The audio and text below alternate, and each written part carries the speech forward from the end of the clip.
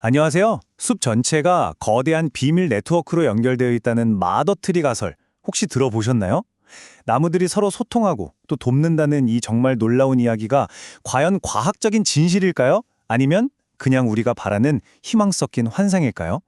오늘 저랑 같이 그 비밀을 한번 파헤쳐 보시죠. 그렇죠.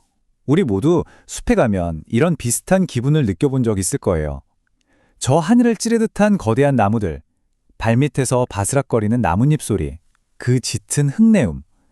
정말 숲은 살아있는 거대한 생명체 같다는 느낌이 들죠. 네, 바로 그 상상에서 오늘 이야기가 시작되는 겁니다. 숲속의 나무 하나하나가 그냥 혼자 서 있는 게 아니라 보이지 않는 끈으로 연결된 거대한 공동체의 일원이라는 생각. 정말 흥미롭지 않나요? 그럼 이 비밀스러운 네트워크의 정체는 대체 뭘까요? 과학자들이 아주 재치 있게 우드 와이드 웹이라고 부르기도 합니다. 월드 와이드 웹 말고요. 네, 맞아요. 그 엄청난 비밀은 바로 우리 발밑, 이 흙 속에 숨겨져 있었습니다. 우리 눈에는 보이지 않지만 숲 전체를 하나로 잇는 거대한 소통의 망인 거죠. 이 네트워크의 정식 명칭은 균근 네트워크, 줄여서 FFN이라고 부릅니다. 이게 그냥 상상 속의 이야기가 아니고요. 실제로 존재하는 생물학적인 구조물이라는 거죠. 수많은 곰팡이 뿌리가 마치 거미줄처럼 쫙 뻗어나가서 나무들의 뿌리를 서로 촘촘하게 연결하는 거예요. 이게 작동하는 방식이 정말 흥미롭습니다. 실처럼 아주 가느다란 곰팡이 구조, 이걸 균사체라고 하는데요. 이게 나무 뿌리들을 서로 연결해 주는 겁니다. 마치 인터넷 케이블처럼요. 그래서 이 통로를 통해서 영양분도 주고받고 여러 가지 화학 신호도 주고받는 거죠. 숲 전체에 퍼져 있는 거대한 생물학적 인터넷 또는 신경망이라고 상상하시면 이해가 쉬울 거예요. 자, 그럼 이 네트워크가 대체 무슨 일을 하는 걸까요? 여기서 바로 머더트리 가설이 등장하면서 이야기는 한층 더 흥미로워집니다. 이 가설의 핵심은 뭐냐면요. 숲에서 가장 크고 오래된 나무, 그러니까 머더트리가 이 지하 네트워크의 중심 허브 역할을 한다는 겁니다. 그리고 정말 어머니처럼 주변의 어린 묘목들, 특히 자기 자손에게 영양분이나 위험 신호 같은 정보를 보내면서 보살핀다는 그런 놀라운 이야기예요. 실제로 연구를 해보니까 정말 놀라운 결과들이 나왔어요.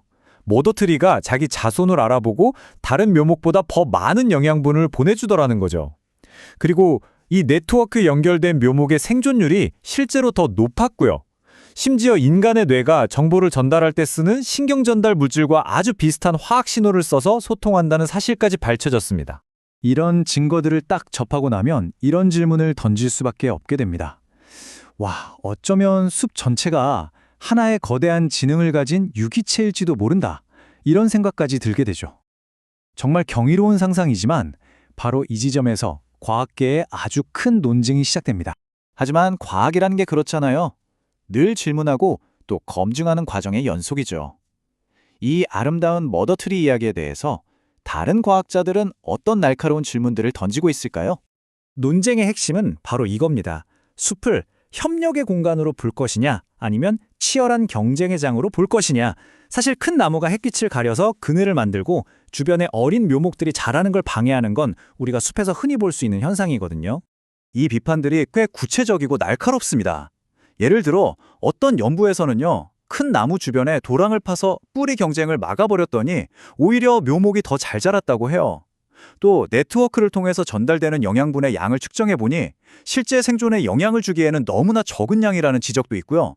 심지어 마더트리가 자비자손이 아닌 전혀 상관없는 묘목에게도 영양분을 보내는 경우가 관찰되기도 했습니다. 자, 이 그래프를 한번 보세요. 이게 머더트리 가설에 아주 중요한 질문을 던지는 실험 결과거든요.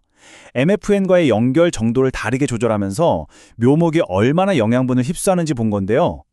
보시다시피 막대 그래프 높이에 큰 차이가 없죠. 이건 MFN이 영양분을 전달하는 핵심 통로가 아닐 수도 있다는 걸 보여주는 결과입니다. 자, 여기서 또 한 가지 질문을 던져볼 수 있습니다.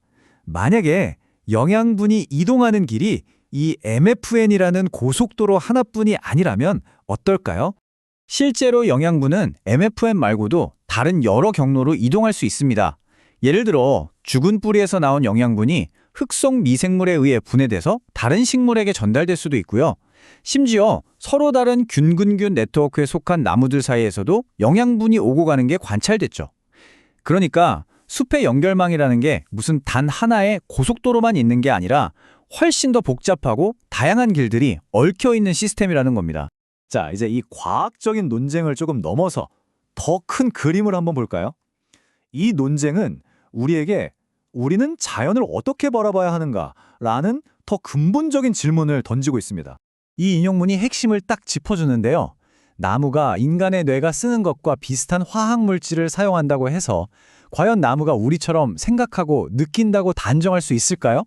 바로 이 지점이 의인화의 문제와 맞닿아 있습니다. 식물에게도 지각 능력이 있는지에 대한 논쟁은 지금도 아주 뜨겁습니다. 한쪽에서는 이 복잡한 화학 신호 자체가 지성의 근거라고 주장하지만 다른 한쪽에서는 뇌나 신경계가 없는 식물이 인간 같은 감정을 가질 진화적인 이유가 없다고 반박하죠. 반응이 복잡한 것과 의식적으로 생각하는 건 다른 문제라는 겁니다. 자, 그럼 이 모든 논쟁을 통해서 우리가 진짜로 얻어야 할 핵심은 뭘까요? 마더트리가 진짜냐, 가짜냐, 그게 끝일까요? 이 논쟁은 우리에게 정말 중요한 교훈들을 줍니다. 첫째, 숲이 우리가 상상했던 것보다 훨씬 더 복잡하고 경이로운 시스템이라는 걸 보여주죠. 둘째, 과학이 어떻게 발전하는지, 그러니까 하나의 매력적인 가설이 얼마나 치열한 검증을 거치는지를 보여주는 완벽한 예시이기도 하고요. 그리고 마지막으로 가장 중요한 건데요. 마더트리 가설의 진위 여부를 떠나서 오래된 나무와 이 복잡한 지하 네트워크가 숲의 건망에 정말로 필수적이라는 핵심 사실 자체는 변하지 않는다는 겁니다. 오늘 이야기는 이 질문을 여러분께 던지면서 마무리하려고 합니다.